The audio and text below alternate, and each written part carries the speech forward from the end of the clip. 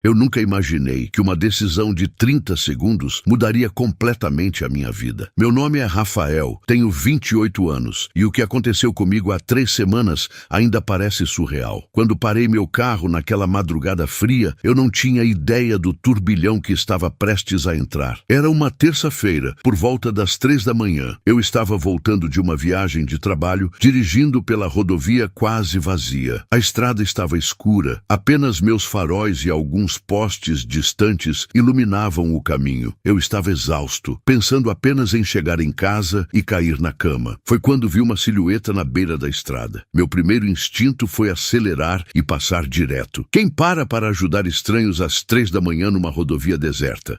Mas algo me fez tirar o pé do acelerador. Talvez tenha sido a forma como a pessoa estava sentada no meio-fio, os ombros curvados, a postura de alguém completamente desamparado. Talvez tenha sido porque pensei na minha irmã mais nova. Diminuí a velocidade e estacionei uns 20 metros à frente. Pelo retrovisor pude ver melhor. Era uma jovem mulher, aparentava uns 21 anos, com uma mochila ao lado. Estava abraçada aos próprios joelhos, tremendo. Desci do carro devagar, mantendo distância. "Oi, está tudo bem?" perguntei, tentando não assustá-la. Ela levantou a cabeça e, mesmo na penumbra, pude ver que estava chorando. Seus olhos estavam vermelhos e inchados. "Meu celular morreu. Eu não sei o que fazer."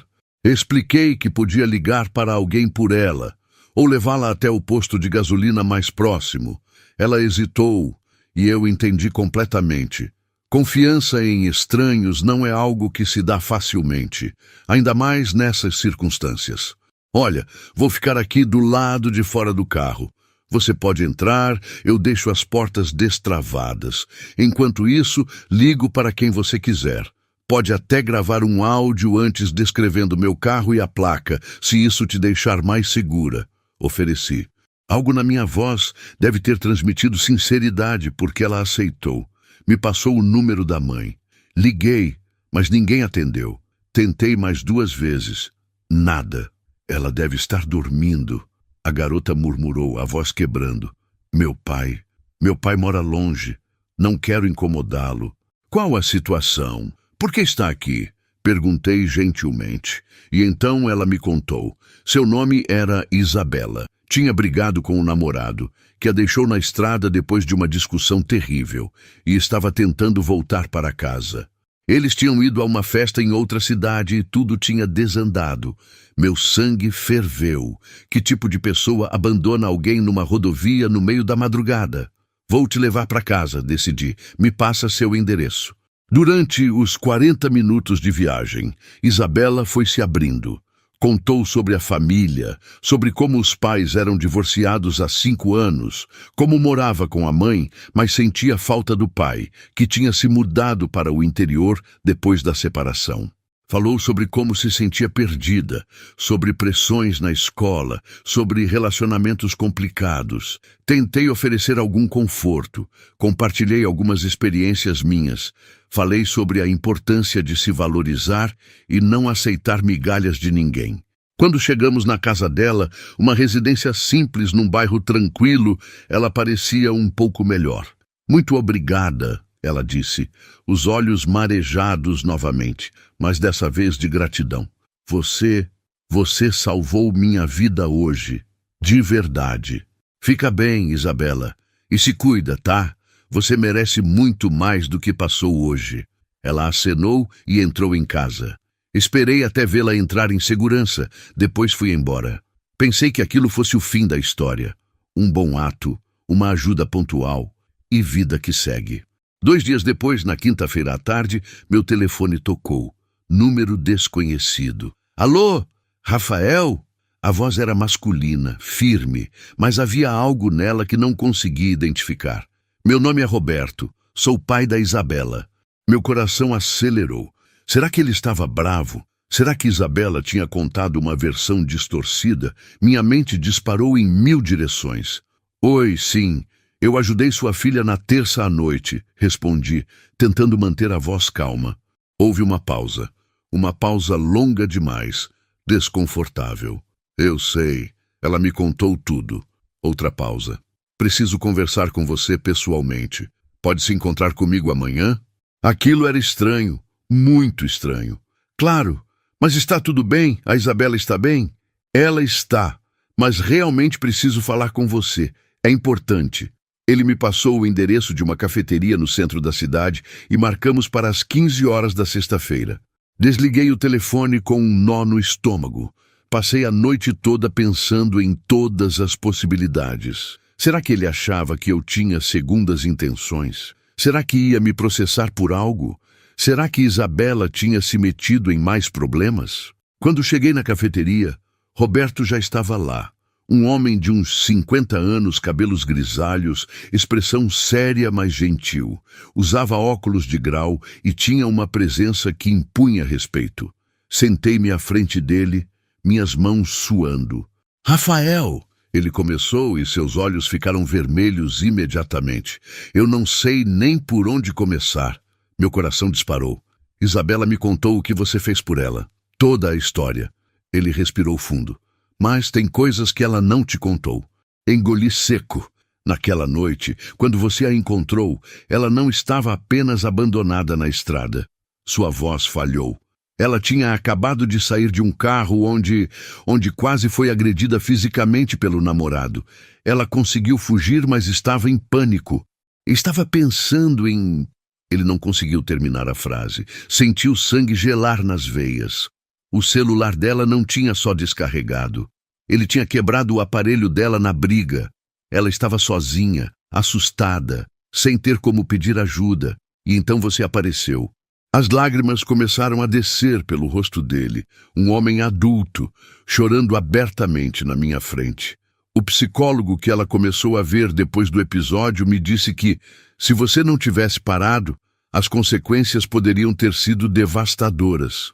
Ela estava num estado mental muito frágil. Ele me olhou nos olhos. Você não apenas deu uma carona para ela, você salvou minha filha. Eu não sabia o que dizer. Senti meus próprios olhos arderem. Ela está bem agora? Consegui perguntar. Está melhor. Estamos cuidando dela. Terminou com aquele monstro, está fazendo terapia e... Ele sorriu pela primeira vez. Está morando comigo agora. A mãe dela e eu concordamos que seria melhor recomeçar longe daquele ambiente. Ele estendeu a mão sobre a mesa e segurou a minha. Obrigado. Obrigado por ter parado. Obrigado por ter sido gentil quando minha filha mais precisava. Obrigado por ter sido a pessoa certa no momento certo. Eu estava sem palavras. Lágrimas escorriam pelo meu rosto também. Eu só fiz o que qualquer pessoa deveria fazer, murmurei. Mas a maioria não faz. Ele respondeu. A maioria passa direto. Você não passou. Conversamos por mais uma hora. Roberto me contou sobre como tinha se culpado pela separação, por estar distante, por não ter percebido os sinais de que Isabela estava em um relacionamento abusivo.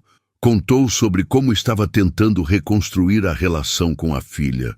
Antes de nos despedirmos, ele me fez um pedido que nunca esperei. Rafael, eu sei que pode parecer estranho, mas... Isabela gostaria de te ver novamente, apenas para agradecer pessoalmente. Ela disse que não conseguiu fazer isso direito naquela noite. Estava muito abalada. Seria possível? Concordei sem hesitar. No sábado seguinte, visitei a casa de Roberto. Era uma casa aconchegante no interior, com jardim e uma varanda cheia de plantas. Isabela estava diferente. Seus olhos tinham um brilho que não estava lá naquela noite. Ela sorriu quando me viu. Oi, disse ela timidamente. Oi, Isabela, como você está? Melhor, muito melhor. Ela me abraçou. Obrigada. Por tudo. Por ter parado, por ter escutado, por ter sido gentil quando eu mais precisava. Passamos a tarde conversando. Isabela, Roberto e eu. Eles me mostraram a casa, contaram sobre os planos futuros dela, sobre a nova escola onde ela ia estudar, sobre como estava redescobrindo hobbies antigos que tinha abandonado. Quando fui embora, Roberto me acompanhou até o carro. Você devolveu minha filha para mim, ele disse.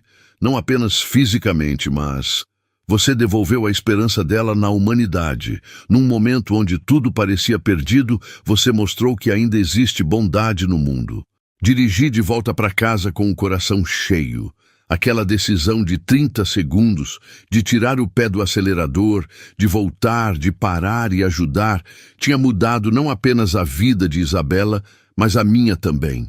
Hoje, 3 semanas depois, Isabela e eu mantemos contato. Ela me manda mensagens de vez em quando, contando sobre como está, sobre as pequenas vitórias do dia a dia. Roberto também se tornou um amigo. Jantamos juntos algumas vezes. É incrível ver o relacionamento entre pai e filha se reconstruindo. Essa experiência me ensinou algo fundamental. Nunca subestime o poder de um ato de bondade. Você nunca sabe pelo que a pessoa ao seu lado está passando. Aquela garota na beira da estrada não estava apenas com o celular descarregado. Ela estava com a esperança descarregada, a fé na humanidade descarregada. E às vezes, tudo o que precisamos é que alguém pare, que alguém se importe, que alguém estenda a mão. Naquela madrugada fria, eu poderia ter acelerado e seguido em frente, e ninguém me julgaria por isso. Mas algo me fez parar. E hoje, olhando para trás, percebo que aquele não foi apenas o dia em que salvei alguém. Foi o dia em que aprendi o verdadeiro significado de estar presente, de ser humano, de fazer a diferença. Isabela está bem agora. Ela está segura, amada, cuidada. Está reconstruindo sua vida, um dia de cada vez. E eu aprendi que heroísmo não é sobre capas ou superpoderes. É sobre escolher parar quando seria mais fácil seguir em frente. É sobre escolher se importar quando seria mais cômodo ignorar. Aquela foi a ligação mais importante que já recebi na vida. E aquela foi a decisão mais importante que já tomei. A decisão de parar e ajudar alguém que precisava. Porque no final das contas, somos todos apenas humanos tentando encontrar nosso caminho na escuridão. E às vezes, tudo o que precisamos é de uma luz, mesmo que seja apenas os faróis de um carro parando na beira da estrada às 3 da manhã.